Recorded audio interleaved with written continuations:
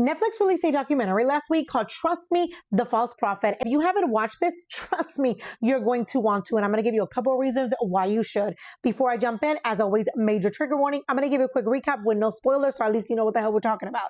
This is Christine here, and her husband, Tolga, who's a videographer, decide to infiltrate a polygamous sect. If you don't know what that is, these are people that essentially are under the FLDS church. They're essentially Mormons.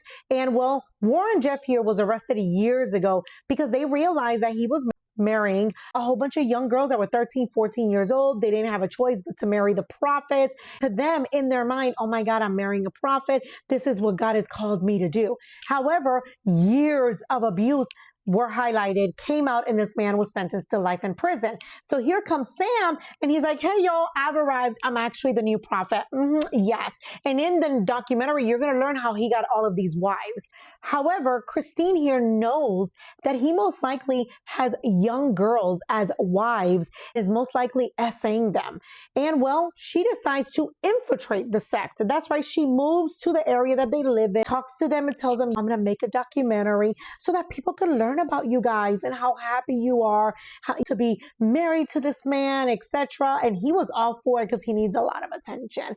So they did that for 3 years.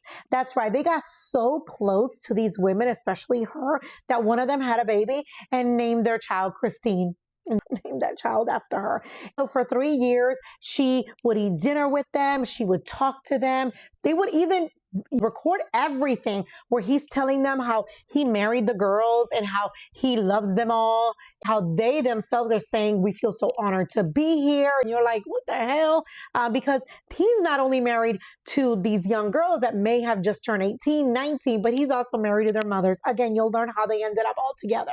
However, she makes it a point to document this for 3 years. Why? Because the police are like, we can't do nothing. We don't have any evidence. She goes, I got you. And the reality of the matter is she was the one that built this entire case before she turned it over to the FBI and helped them arrest this man.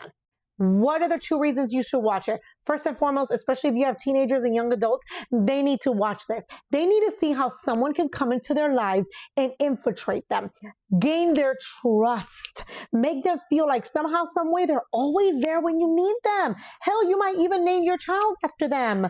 Second reason why, because even though this man, Sam, is in prison, there are many predators out there that will literally go after girls that maybe run away, that maybe don't feel loved at home, make them feel like the cult life is the only way to live.